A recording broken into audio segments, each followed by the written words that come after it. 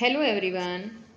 आज हम sixth class की हिंदी की कार्य पुस्तिका का अध्याय 5 अक्षरों का महत्व को अच्छे से हल करना सीखेंगे।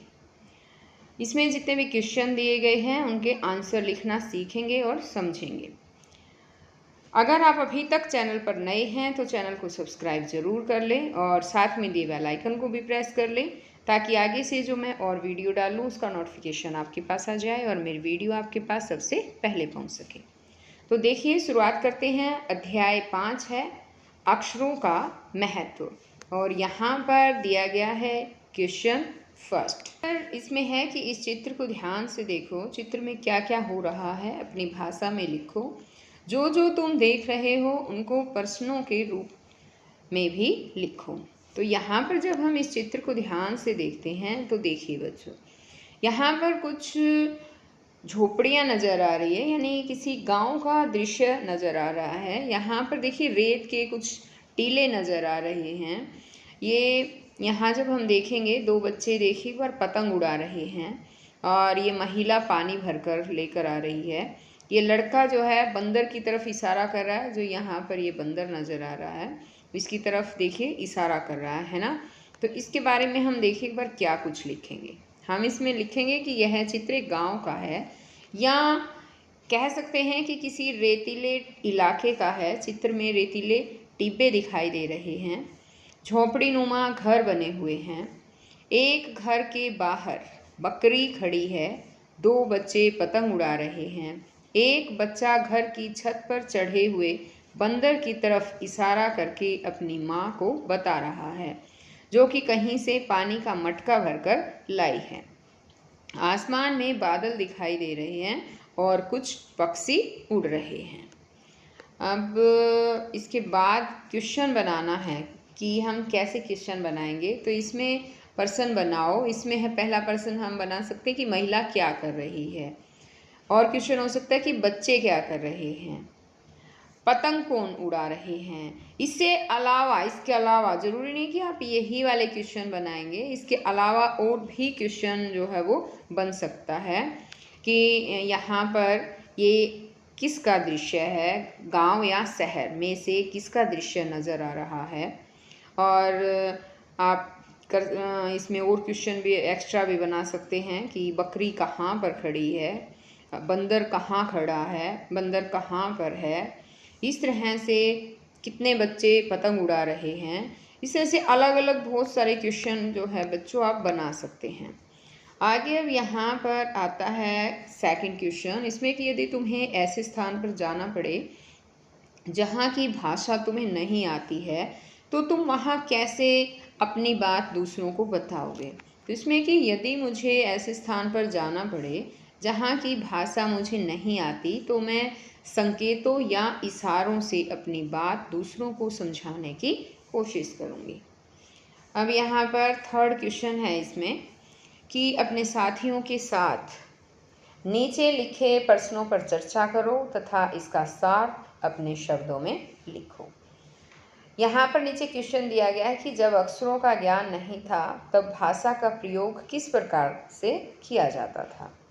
तो इसमें कि जब अक्षरों का ज्ञान नहीं था तब सांकेतिक भाषा का प्रयोग किया जाता था, यानी संकेतों के द्वारा, इशारों के द्वारा जो है अपनी बात समझाई जाती थी। इसमें कि अर्थात संकेतों या इशारों से आपस में एक दूसरे को अपनी बात समझाई जाती थी, फिर चित्रों का प्रयोग किया जाने लगा। अब इसके बाद नेक्स्ट क्वेश्चन यहाँ है कि अनपढ़ व मूक बधिरों के लिए अक्षरों का क्या महत्व है। अनपढ़ या मूक बधिर का मतलब है जो गूंगे बहरे हैं, उनके लिए अक्षरों का क्या महत्व है। तो हम इसमें कि अनपढ़ के लिए अक्षरों का कोई महत्व नहीं होता। इस विषय में एक कहावत भी प्रचलित है, काला अक्षर भैंस बराबर। मूक बधिरों के लिए भी हिंदी या अंग्रेजी वर्णमाला के अक्षरों का कोई महत्व नहीं, उनके लिए अलग लिपि बनाई गई है। ठीक है। अब यहाँ पर आगे क्वेश्चन है कि यदि आपके पास अक्षर ही ना होते तब आपका जीवन कैसे चलता। यदि हमारे पास अक्षर न होते तो हम आज ज्ञानी उन्नति नहीं कर पाते और ना ही इतना ज्ञान प्राप्त कर पाते। अक्षरों के बिना हम आज भी वही जीवन जी रहे होते जो आदि मानव जीता था। अब यहाँ पर नेक्स्ट क्वेश्चन में है कि इन शब्दों के अर्थ बताते हुए वाक्यों में प्रयोग करें।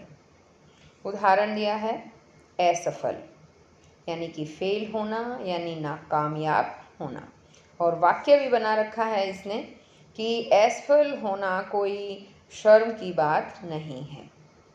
इसी तरह यहाँ पर इसने अनुचित दिया है, अनुचित का मतलब होता है गलत, और वाक्य बना है कि हमें किसी के साथ अनुचित व्यवहार नहीं करना चाहिए। अनावश्यक यानी कि गैर जरूरी, और वाक्य है कि हमें कभी भी अनावश्यक बातों में समय बर्बाद नहीं करना चाहिए। नेक्स्ट है यहाँ पर अनिच्छा यानी कि इच्छा न होना। वाक्य है अनिच्छा से किया गया काम कभी भी अच्छा परिणाम नहीं होता या अच्छा परिणाम लाता। यहाँ पर कह सकते हैं अनिच्छा से किया गया काम कभी भी अच्छा परिणाम नहीं लाता। यहाँ पर आप जो है वो इसकी जगह लाता लिख सकते हैं, ठीक है। परिणाम अच्छा नहीं लेकर आता या नहीं लेकर आता। आगे इसमें यहाँ पर है अपरिचित यानी बिना जान पहचान वाला। वाक्य है कि नए स्कूल के सभी बच्चे मेरे लिए अपरिचित हैं। नेक्स्ट क्वेश्चन में पूछा, इसने कहा है कि यदि आदमी अक्षरों की खोज नहीं करता तो आज हम इतिहास को नहीं जान पाते। इस वाक्य में यदि का प्रयोग शर्त बताने के लिए हुआ है। तुम भी इस प्रकार के 5 वाक्य बनाओ। तो बच्चों यदि जो शब्द होता है शर्त बताने के लिए होता है कि यदि ऐसा नहीं होता तो ऐसा हो पाता, अगर ऐसा हो जाए, यदि ऐसा हो जाता तो ऐसा नहीं होता। इस टाइप से क्वेश्चन जो है वो हम बना सकते हैं। यानी इसमें जैसे पहले है कि यदि तुम पढ़ाई नहीं करोगे तो फेल हो जाओगे, यदि बारिश नहीं हुई तो फसल बर्बाद हो जाएगी। इसी तरह से आगे है जैसे यदि तुम बड़ों का आदर करोगे तो तुम्हें प्यार मिलेगा, यदि तुम दवाई खाओगे तो जल्दी ठीक हो जाओगे, यदि तुम कठिन परिश्रम करोगे तो सफल हो जाओगे। तो इस तरह से इनके अलावा बहुत सारे और भी वाक्य बन सकते हैं, आप अपनी मर्जी से वाक्य बनाइए। नेक्स्ट है कि अक्षरों का महत्व। पाठ के पेज नंबर 29 पर बने चित्र को ध्यान से देखो, बताओ कि उसमें क्या क्या पहचान पा रहे हो, उनके नाम लिखो और 2-3 वाक्य बनाओ। तो पाठ के पेज नंबर 29 पर बना हुआ चित्र मध्य भारत के शिकार के दृश्य का चित्र है। इस चित्र में 1-2 जानवर व कुछ इंसान दिखाई दे रहे हैं। इंसान हाथ में कोई औजार या हथियार लेकर जानवरों का शिकार कर रहे हैं। प्राचीन समय में आदि मानव जानवरों का शिकार करके अपनी भूख मिटाता था। आप भी अपने पेज पर देखिए बच्चों, 29 पेज नंबर जो है आप निकालिए और उसमें देखिए कि क्या क्या हो रहा है। ऐसे ही यहाँ पर है नेक्स्ट क्वेश्चन इसमें कि विशेषण और संज्ञा में अंतर पहचानो। जैसे शीतल हवा, जैसे शीतल हवा दे रखा है तो हवा संज्ञा की विशेषता बताने वाला शब्द, शीतल जो है वो विशेषण है और हवा जिसकी विशेषता बताई जा रही है वो है संज्ञा। नीचे लिखे शब्द रूपों के विशेषण व संज्ञा लिखो। तो देखिए बच्चों एक बार यहाँ पर शब्द रूप दे रखे हैं, यहाँ ये दे रखे हैं विशेषण और ये संज्ञा। हमें लिखना है विशेषण और संज्ञा उन शब्द रूपों के। तो यहाँ पर पहला शब्द रूप दे रखा है विशाल चबूतरा। तो इसमें जो चबूतरा शब्द है, ये देखिए ये चबूतरा, ये संज्ञा शब्द है और चबूतरे की विशेषता बताई गई कि कैसा है, वो विशाल है, तो यहाँ पर ये है विशेषण। इसी तरह आ जाता है पक्की सड़कें। पक्की सड़कें में सड़कें जो हैं, जो ये सड़कें हैं दे रखा है, ये है संज्ञा और सड़कों की विशेषता क्या बताई गई है, कैसी है सड़कें, पक्की, तो ये पक्की जो है विशेषण है। इसी तरह सुंदर निकासी दिया गया है, इसमें नकासी जो है वो है संज्ञा और सुंदर शब्द विशेषता बताई गई है, विशेषण है। इसी तरह जब हम और आगे चलते हैं, यहाँ पर नेक्स्ट जो है इसमें दर्शनीय स्थल दिया गया है, तो इसमें दर्शनीय विशेषण है और स्थल जो है वो संज्ञा है। यानी कि स्थल जो है वो संज्ञा है, उसकी विशेषता दर्शनीय बताया गया है कि कैसा स्थल है, दर्शनीय है, तो ये विशेषण हो गया। ऐसे ही है भारतीय वाद्य। वाद्य जो है वो संज्ञा शब्द है यहाँ पर, और भारतीय यहाँ पर विशेषण है।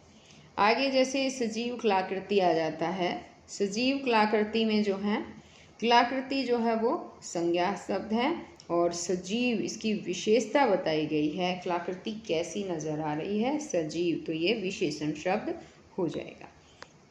अब यहाँ पर ये लेसन यहीं पर ख़त्म होता है, तो हम और दूसरी वीडियो में नया चैप्टर लेकर आएंगे और उसको अच्छे से समझेंगे। अगर बच्चों आपने अभी तक चैनल को सब्सक्राइब नहीं किया है तो सब्सक्राइब भी कर लें और साथ में दिए बेल आइकन को भी अच्छे से प्रेस कर लें, ताकि मेरी वीडियो आगे से आपके पास आती रहे, नोटिफिकेशन आ जाए। और अगर वीडियो आपको अच्छी लगती है तो इसे लाइक भी ज़रूर करें। तो हम फिर मिलते हैं नई वीडियो में, तब तक के लिए बाय।